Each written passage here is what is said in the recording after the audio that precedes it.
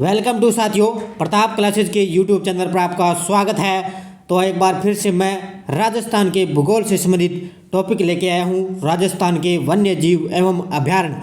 तो जो भी विद्यार्थी राजस्थान पुलिस कंप्यूटर अनुदेशक वीडियो मेंस एग्जाम की तैयारी कर रहा है तो उसके लिए ये वीडियो बहुत ही रामबाण साबित होगा, क्योंकि लगातार हम ये वीडियो आपको कंटिन्यू इस सीरीज के साथ उपलब्ध करवा रहे हैं। तो सारे विद्यार्थी वीडियो को लाइक शेयर करोगे और पीडीएफ आपको इसकी टेलीग्राम पर प्रताप क्लासेस सर्च करके वहाँ से डाउनलोड कर सकते हो। और मैंने इसके वीडियो के डिस्क्रिप्शन में भी लिंक दे दिया है टेलीग्राम का, वहाँ जाकर भी आप डाउनलोड कर सकते हो। तो आज हम बात करेंगे राजस्थान के भूगोल से राजस्थान के वन्य जीव अभ्यारण्य।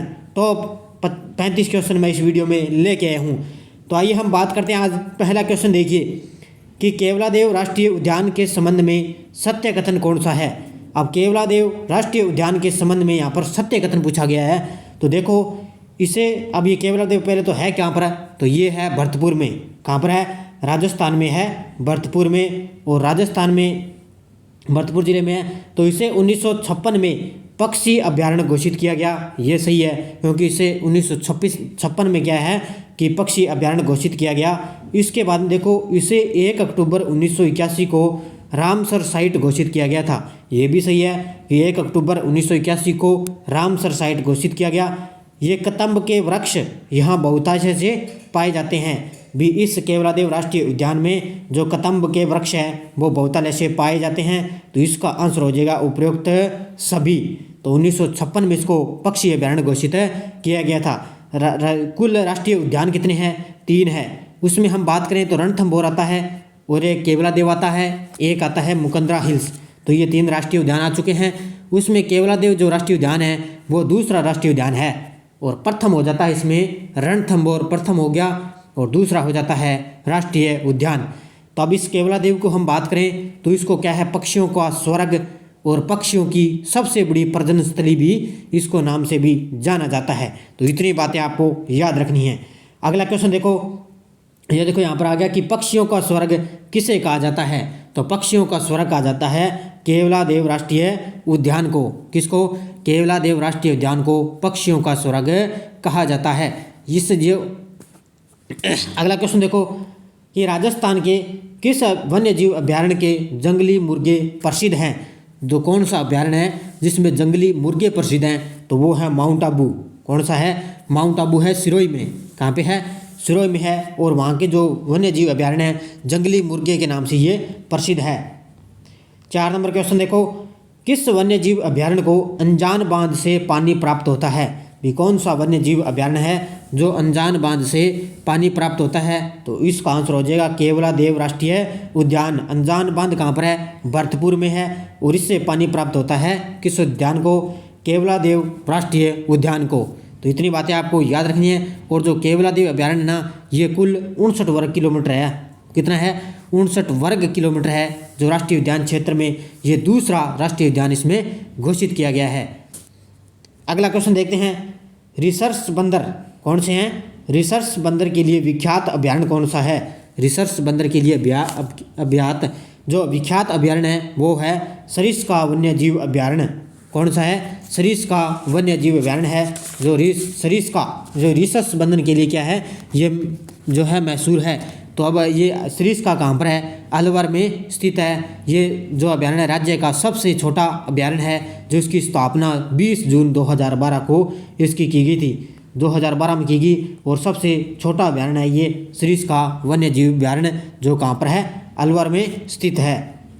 अगला क्वेश्चन देखो, बाला किला किस अभ्यारण्य में स्थित है। बाला किला किस अभ्यारण्य में स्थित है? तो ये है सरिस्का वन्य जीव अभ्यारण्य अलवर में। कहाँ पे है? सरिस्का वन्य जीव अभ्यारण्य अलवर में स्थित है बाला किला। और जो पांडुपोल व भर्तहरि है वो भी इस अभ्यारण्य में स्थित है। अगला क्वेश्चन देखते हैं। अगला क्वेश्चन देखो, रणकपुर का जैन मंदिर किस अभ्यारण्य में स्थित है। रणकपुर का जो जैन मंदिर है वो है कुंभलगढ़ वन्य जीव अभ्यारण्य में। अब कुंभलगढ़ कहाँ पर है? राजसमंद में है। कहाँ पर है? राजसमंद में है। और रणकपुर का जैन मंदिर है वो है जो कुंभलगढ़ वन्य जीव अभ्यारण्य में स्थित है। एक ध्यान रखना, जो जैन मंदिर है रणकपुर के वो मथाई नदी पर स्थित है। किस नदी पर है? मथाई नदी पर है स्थित है। और जो कुंभलगढ़ वन्य जीव अभ्यारण्य है उसके जो भेड़िए हैं वो प्रसिद्ध हैं, ध्यान रखना। कौन से जीव प्रसिद्ध हैं? भेड़िए जीव वन्य जीव प्रसिद्ध हैं कुंभलगढ़ वन्य जीव अभ्यारण्य के। अगला क्वेश्चन देखो, अगला क्वेश्चन देखते हैं कि राज्य का सबसे बड़ा वन्य जीव अभ्यारण्य कौन सा है?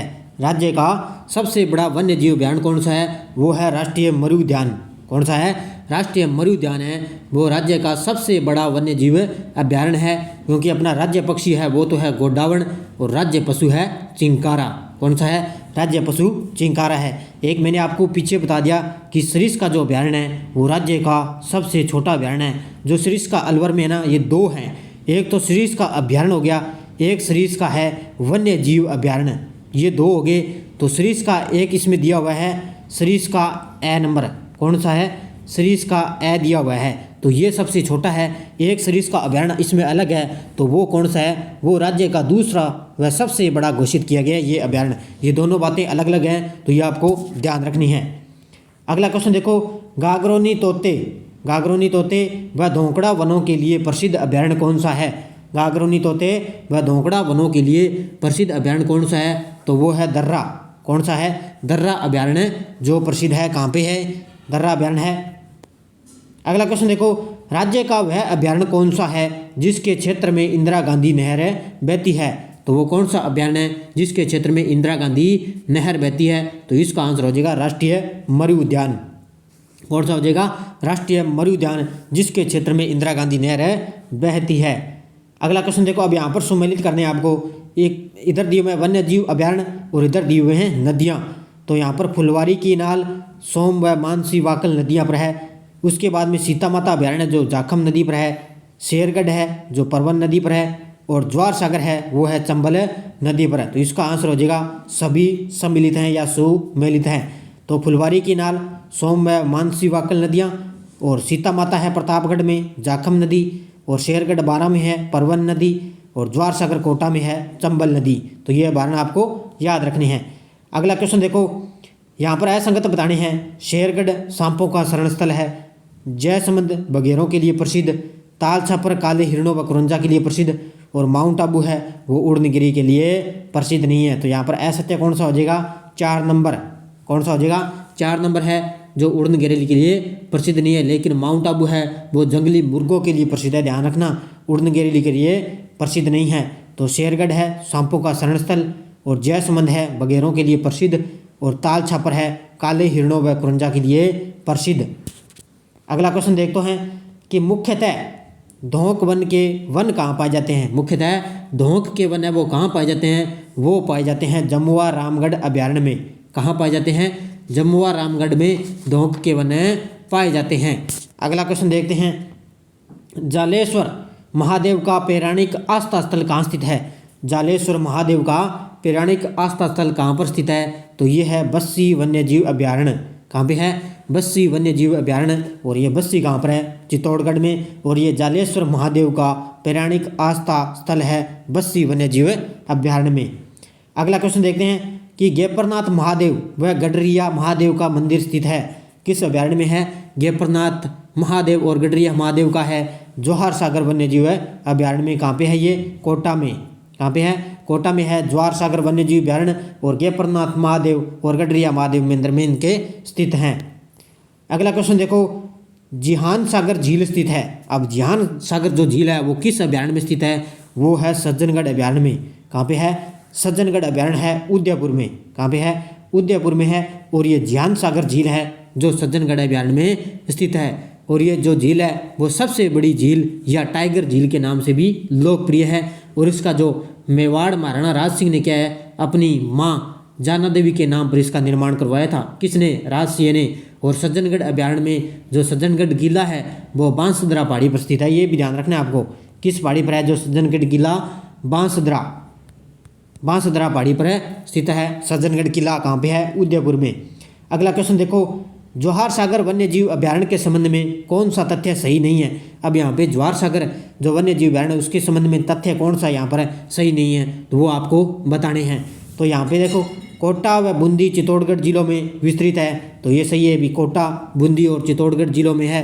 उसके बाद में यह जंगली मुर्गे बहुतायत से पाए जाते हैं, ये तो हो ही नहीं सकता, क्योंकि हमने पीछे पढ़ा है कि जो जंगली मुर्गे हैं वो माउंट आबू में पाए जाते हैं। तो यहाँ पे ये बी नंबर है जो गलत हो गया। उसके आगे देखो, इसमें 2 अजस्र झरने गर्म एवं ठंडे पानी के बहते हैं, तो ये भी गलत हो गया। तो जो 2 अजस्र झरने गर्म एवं ठंडे पानी के यहाँ नहीं बहते, यह अभ्यारण्य घड़ियालों के लिए प्रसिद्ध है, तो ये यहाँ पर सही हो गया। अब यहाँ पे बताना भी कौन सा कथन सही नहीं है, तो इसमें बी और सी दोनों कथन है जो इसमें दोनों सही नहीं है, क्योंकि जो जंगली मुर्गे माउंट आबू में पाए जाते हैं और ये जो अजस्र झरने गर्म ठंडे हैं वो यहाँ पर ज्वार सागर वन्य जीव अभ्यारण्य में नहीं बहते हैं। अगला क्वेश्चन देखते हैं कि राजस्थान, मध्य प्रदेश और उत्तर प्रदेश के विस्तृत वन्य जीव अभ्यारण्य कौन सा है। भी राजस्थान में भी है, मध्य प्रदेश में भी है और उत्तर प्रदेश, 3 राज्यों में फैला हुआ वन्य जीव अभ्यारण्य कौन सा है, वो है राष्ट्रीय चंबल घड़ियाल अभ्यारण्य। कौन सा है, राष्ट्रीय चंबल घड़ियाल अभ्यारण्य है जो तीनों राज्यों में फैला हुआ है। अब ये राजस्थान में है, कोटा, बूंदी, सवाई माधोपुर जिलों में विस्तृत है और ये किस नदी पे है, चंबल नदी पर है, ध्यान रखना। ये यहाँ पे है चंबल नदी पर, कोटा, बूंदी, सवाई माधोपुर ये तीनों में स्थित है। अगला क्वेश्चन देखो, निम्न में से राज्य के कौन से जिलों में सर्वाधिक वन्य जीव अभ्यारण्यों का विस्तार है। ऐसे कौन सा जिला है जो सर्वाधिक वन्य जीव अभ्यारण्यों का विस्तार है, तो इसका आंसर हो जाएगा चित्तौड़गढ़। कौन सा हो जाएगा, चित्तौड़गढ़ में क्या है, 5 वन्य जीव अभ्यारण्यों का विस्तार है। एक तो है मुकंदरा हिल्स, कोटा वाला इसमें आ जाता है। एक सीता माता जो प्रतापगढ़ में है वो भी चित्तौड़गढ़ में आता है। एक भैंसरोडगढ़ वो तो चित्तौड़गढ़ में है ही, और एक बस्सी चित्तौड़गढ़ में है, और उसके बाद में ज्वार सागर है कोटा में, वो भी इसमें कुछ भाग है जो 5 वन्य जीव अभ्यारण्य चित्तौड़गढ़ के अंतर्गत आते हैं।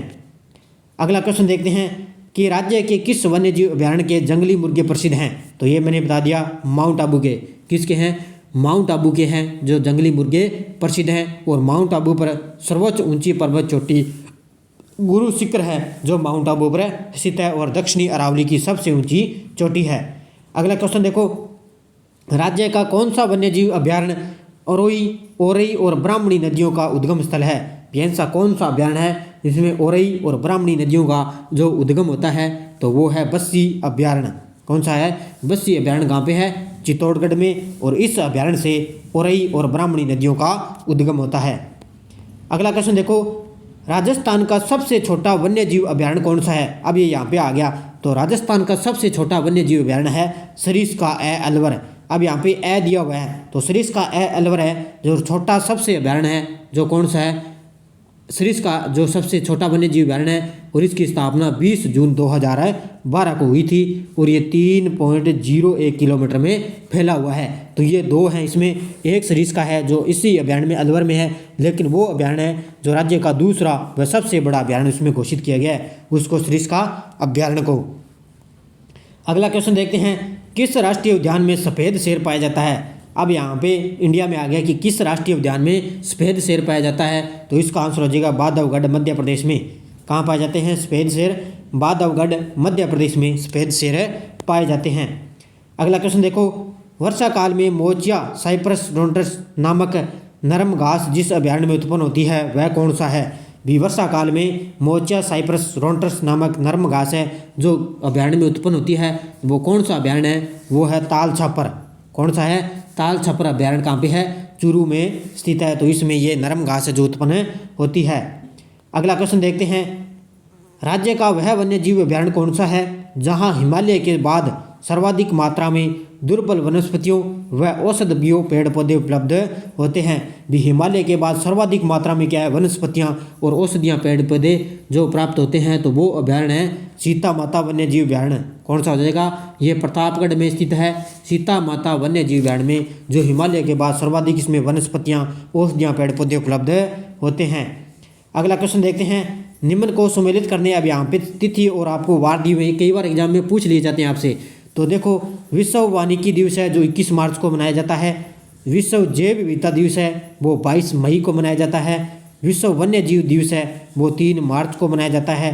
और विश्व बाघ दिवस है जो 29 जुलाई को मनाया जाता है। तो इसका आंसर हो जाएगा, ये सभी सम्मिलित है, तो ये आपको ध्यान रखने हैं।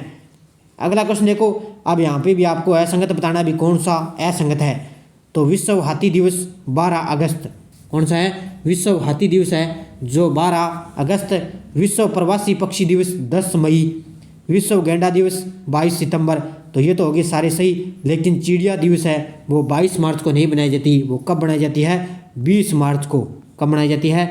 चिड़िया दिवस 20 मार्च को मनाई जाती है। जो ये पीछे राजस्थान पुलिस का 2018 में एग्जाम हुआ था उसमें ये क्वेश्चन पूछा गया है कि विश्व चिड़िया दिवस कब मनाया जाता है। तो ये ध्यान रखना 20 मार्च को विश्व चिड़िया दिवस मनाया जाता है। तो विश्व हाथी दिवस 12 अगस्त, विश्व प्रवासी दिवस 10 मई और विश्व गैंडा दिवस 12 सितंबर को मनाए जाते हैं। अगला क्वेश्चन देखते हैं, हरे कबूतर राजस्थान में किस अभयारण्य में पाए जाते हैं? जो हरे कबूतर हैं वो राजस्थान के किस अभयारण्य में पाए जाते हैं? तो इसका आंसर आपको क्या होगा? इसका आंसर हो जाएगा सरिस्का।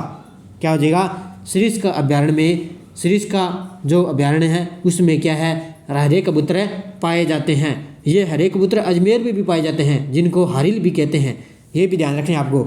तो अभयारण्य आपको पता है सरिस्का है, लेकिन ये हरे कबूतर है जो अजमेर में भी पाए जाते हैं जिनको क्या कहते हैं? हारिल बोलते हैं।